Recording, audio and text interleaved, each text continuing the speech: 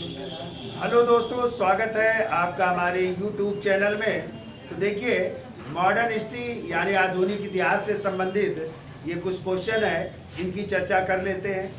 तो देखिए, क्वेश्चन है, कह रहा नेहरू एक राष्ट्रभक्त है जबकि जिन्ना एक राजनीतिक, ये व्यक्त किया गया था किसके द्वारा?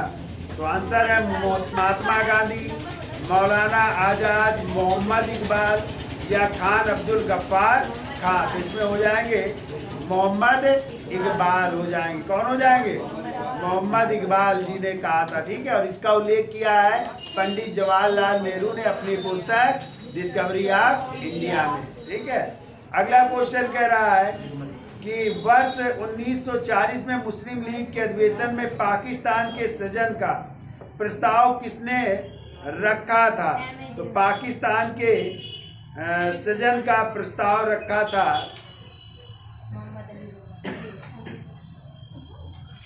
तो मोहम्मद अली जिन्ना ने रखा था।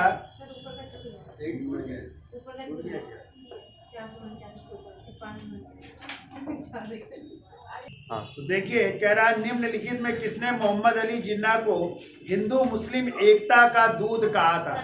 तो सरोजनी नायडू ने जो है इन्हें हिंदू मुस्लिम एकता का क्या कहा था? दूत कहा था, ठीक है। ये अगला क्वेश्चन देखिए, कह रहा है मुस्लिमों के लिए एक पृथक देश की प्रथम बार एक निश्चित अभिव्यक्ति कहाँ हुई थी? तो 1930 के मुस्लिम लीग के इलाहाबाद अधिवेशन में इसके अध्यक्ष थे मोहम्मद इकबाल। उन्होंने कहा था मुस्लिमों के लिए एक अलग राष्ट्र होना चाहिए, उसकी बात की थी, ठीक है। तो ये हो जाएगा आंसर।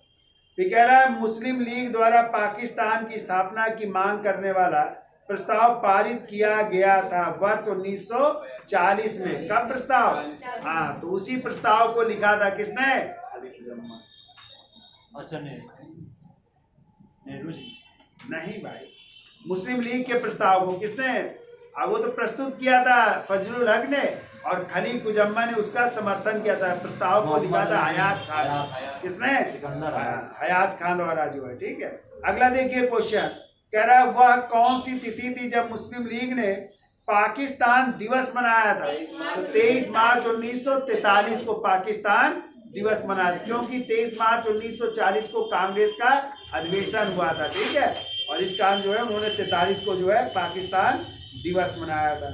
कह रहा मुस्लिम लीग के लाहौर अधिवेशन 1940 की अध्यक्षता किसने की थी? मोहम्मद अली जिन्ना ने की थी, ठीक है। कह रहा मुस्लिम लीग का वार्षिक अधिवेशन जिसमें जिन्ना के दो राष्ट्र के सिद्धांत को मान्यता दी गई थी हुआ था लाहौर में। कहाँ पे हुआ था? लाहौर में हुआ था, ठीक है। ये कह रहा मुस्लिम लीग के भारत के विभाजन की मांग का प्रस्ताव अपने किस अधिवेशन में किया गया था? तो इसमें भी हो जाएगा लाहौर अधिवेशन हो जाएगा, ठीक है। कह रहा निम्नलिखित में कौन सा एक कथन मोहम्मद अली जिन्ना के विषय में सही नहीं है? तो देखो, इसमें कह रहा है वे दो राष्ट्र सिद्धांत के समर्थक थे, ये सही है। उन्होंने 1940 के मुस्लिम लीग के लाहौर के वार्षिक अधिवेशन की अध्यक्षता की थी, ये सही है। तीसरा कह रहा असहयोग आंदोलन में उन्होंने भाग नहीं लिया था, ये भी सही है, क्योंकि विरोध किया था उन्होंने असहयोग आंदोलन का, ठीक है। और चौथा है वे सदैव डायरी रखते थे, ये गलत है। वो सदैव डायरी रखते थे, ये गलत है, ठीक है। आगे आइए, कह रहा कौन सा सही नहीं है? तो यही हो जाएगा, ठीक है। फिर कह रहा है व्यक्तिगत सत्याग्रह किसने आरंभ किया था? तो आचार्य, वैसे गांधी जी का था, और गांधी जी ने प्रथम सत्याग्रही किसे चुना था? आचार्य विनोबा भावे को। और विनोबा भावे ने इसकी शुरुआत की थी महाराष्ट्र के पवनार आश्रम से 17 अक्टूबर 1940 को। और द्वितीय सत्याग्रही कौन थे गांधी जी के? द्वितीय थे पंडित जवाहरलाल नेहरू, और तीसरे थे ब्रह्मदत्त थे, ठीक है। फिर कह रहा है महात्मा गांधी द्वारा व्यक्तिगत सत्याग्रह आंदोलन के लिए प्रथम सत्याग्रही कौन चुना गया था? तो आचार्य विनोबा भावे चुने गए थे। सर्वोदय शब्द का प्रयोग सर्वप्रथम किसने किया था? महात्मा गांधी ने किया था। कह रहे व्यक्तिगत सत्याग्रह में विनोबा भावे को प्रथम सत्याग्रही चुना गया, तो दूसरे सत्याग्रही कौन थे? अभी हमने बताया दूसरे सत्याग्रही थे पंडित जवाहरलाल नेहरू। ये कह रहा है निम्नलिखित में किसने गांधी जी के आंदोलनों को राजनीतिक फिरौती कहा है?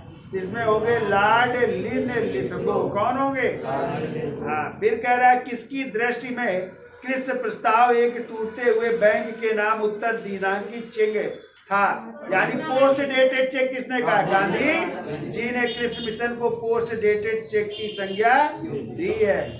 निम्नलिखित में कौन क्रिप्स मिशन के साथ कांग्रेस के आधिकारिक वार्ताकार थे?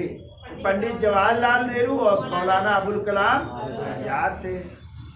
ये कह रहा है भारत में क्रिप्स मिशन कब आया? 23 मार्च 1942 को भारत आया था क्रिप्स मिशन। ठीक है। कह रहा है निम्नलिखित प्रधानमंत्रियों में से किसने भारत में क्रिप्स मिशन भेजा था? तो उस समय ब्रिटेन के प्रधानमंत्री थे विंस्टन चर्चिल थे, उन्होंने भेजा था। ठीक है। अगला क्वेश्चन है सर स्टैफर्ड क्रिप्स की योजना में यह परिकल्पना थी कि द्वितीय विश्व युद्ध के बाद क्या करेंगे? हम भारत को डोमिनियन स्टेट का दर्जा देंगे। तो डी आंसर हो जाएगा। ठीक है। ठीक है। 1942 के क्रिप्स मिशन का एक महत्वपूर्ण पहलू था, क्या था? तो द्वितीय विश्व युद्ध के तुरंत बाद भारतीय संघ की स्थापना करना और उसे डोमिनियन पद प्रदान करना, ये बात की गई थी। ठीक है। तो अगला कह रहा है निम्नलिखित में कौन सा क्रिप्स मिशन के संबंध में सही नहीं है? तो पहला कह रहा है युद्ध समाप्त होने पर डोमिनियन का दर्जा सही है। ये कह रहा है संविधान सदन द्वारा निर्मित संविधान मान जो संविधान का निर्माण करेगा, उसकी भी बात की गई थी। एक और बात है कोई भी सूबा भारतीय संघ से बाहर रह सकता है, ये भी थी बात। कौन सी नहीं थी? वो हो जाएगा नई कार्य परिषद की नियुक्ति जिसमें हिंदुओं और मुसलमानों को समान प्रतिनिधित्व, ये बात नहीं थी। ठीक है।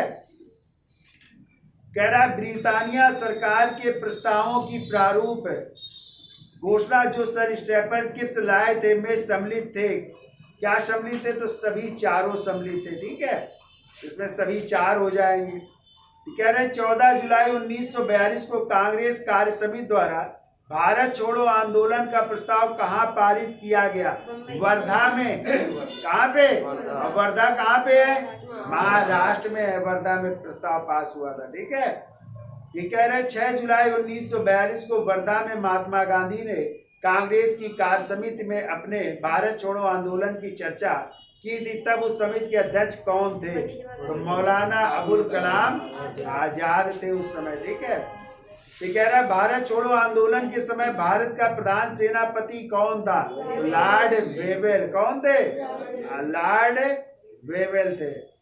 8 अगस्त 1942 में कांग्रेस ने भारत छोड़ो आंदोलन कहां से प्रारंभ किया था?